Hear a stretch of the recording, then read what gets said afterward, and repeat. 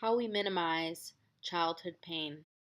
Those of us who experience childhood pain are often very good at minimizing our pain.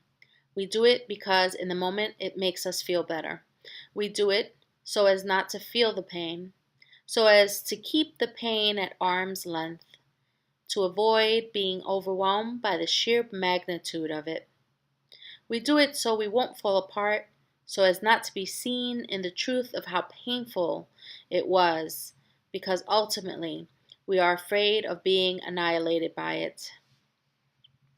To us, the above equals an emotional death, something we are so afraid we will never recover from. Minimizing is a very effective, yes, effective, coping mechanism born out of a very real fear. We fear annihilation, we fear humiliation, we fear going to the brink and never coming back, losing control, perhaps even losing our very own minds. Let's face it, some of what happened to us as children is enough to leave us sobbing and babbling in a corner for days on end, if we let it. And so we say, it wasn't that bad. Other people had it a lot worse. Who am I to complain with all the horrible things going on in the world?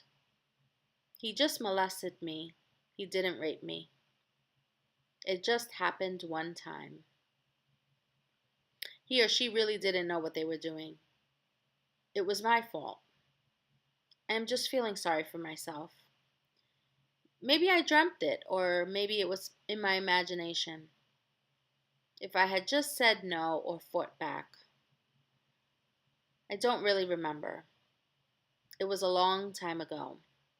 I must be remembering that wrong. Oh, I'm over that.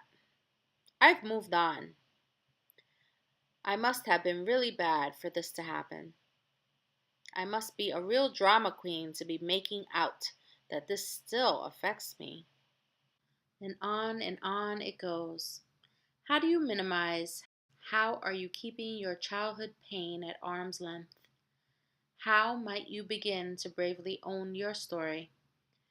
We do not want to be defined by our stories, and the truth is, we are more than our stories. But until we acknowledge the reality of where we came from, until we stop downplaying it and sugarcoating it, we cannot effectively move on from it. When we deny the story, make it small, we deny the incredible strength, determination, and spirit it took to survive. We lose access to those places within us that are not steeped in victim, but shining victorious. We lose sight of who we became in spite of and as a result of our pain.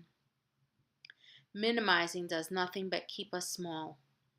What would happen if you owned how painful your history really is, how it still affects you till this day in some ways, while still standing tall, while still holding your head up high, while still being grounded in the knowing that you are so much more than your story?